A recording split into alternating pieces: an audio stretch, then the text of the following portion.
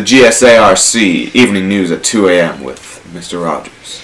Today, we're going to be talking about the new leader of China, Xi Jinping, and how he's stopping corruption in his government. For one, he's stopping the use of public calligraphy, called TZ, by public officials.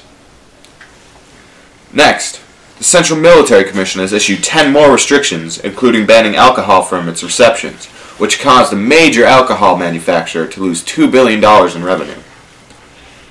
Following this reform, Chinese muckrakers circulated pictures of high-ranking officials wearing luxury clothes and accessories.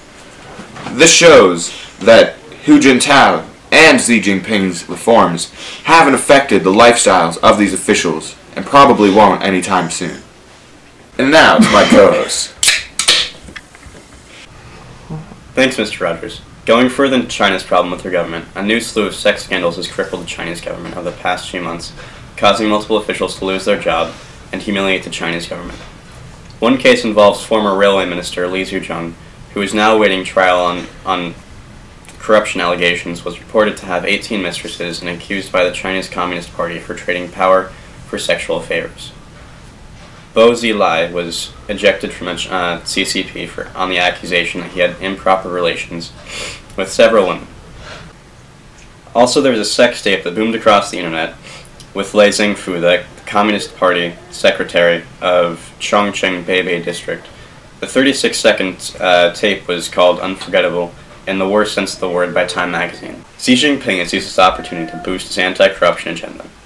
However, since several Chinese and English news sources are censored by the Chinese government, it's hard to reveal these scandals, which also makes it harder for Xi Jinping to push his anti-corruption agenda. Now back to Mr. Rogers on censorship. Thanks, C-3PO. Now we're going to go over to some of our friends in China with a report on censorship. I made this into a paper airplane. 他们那个权力在，他们人就可以随意报道，我们老百姓的东西就不能报道，要给他审查，全部把那些该报道的全部给他删掉。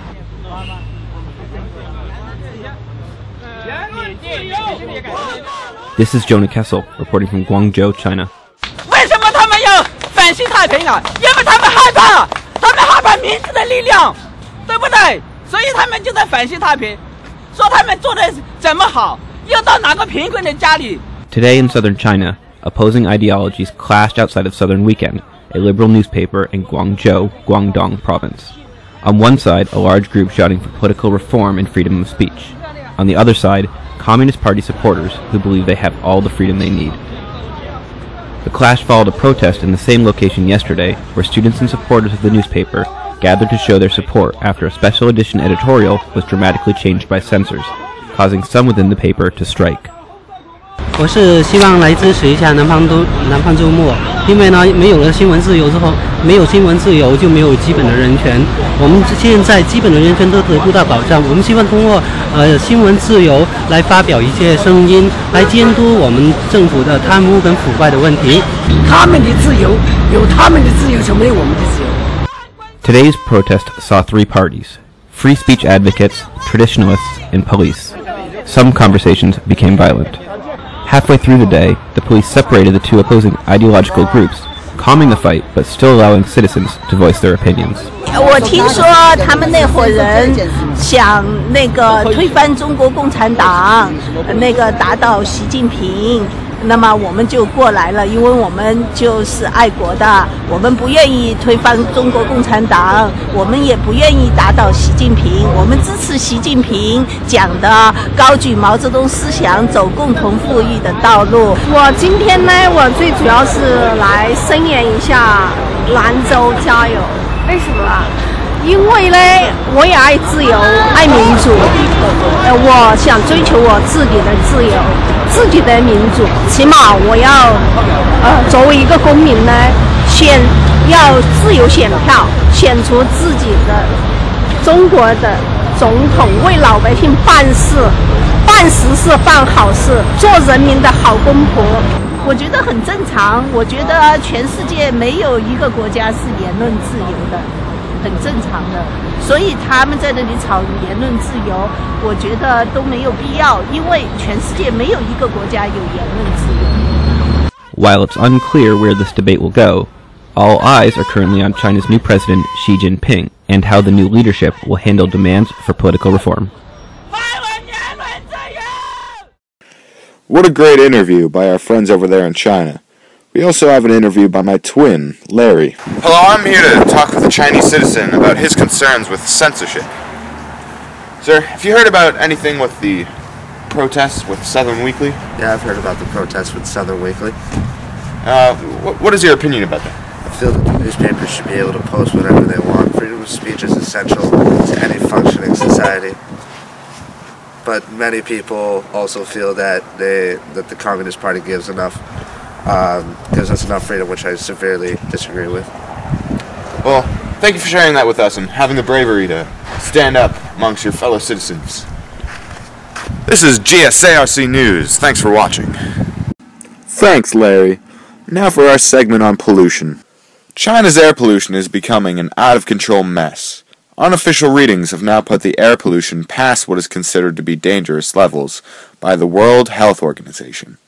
A BBC correspondent says that the air tastes of coal dust and car fumes, two of the worst causes of the air pollution problem in China. The economic growth in the country and the lack of restrictions has left Beijing in a haze, causing skyscrapers to vanish into the smog and the visibility levels to only reach a few hundred feet.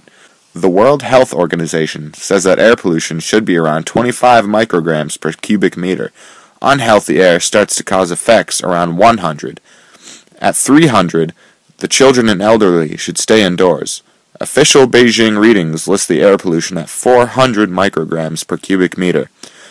An unofficial reading from the U.S. Embassy in Beijing says that it is at 800 micrograms per cubic meter, way over the safe amount. Inhaling this air can lead to such things as lung infections and lung cancer. China is trying to stop the U.S. Embassy to continue reporting on the air pollution and says that they are the only ones authorized to report on such issues. Such warnings have been given to the U.S. before, but this is the first public warning China has given to the embassy.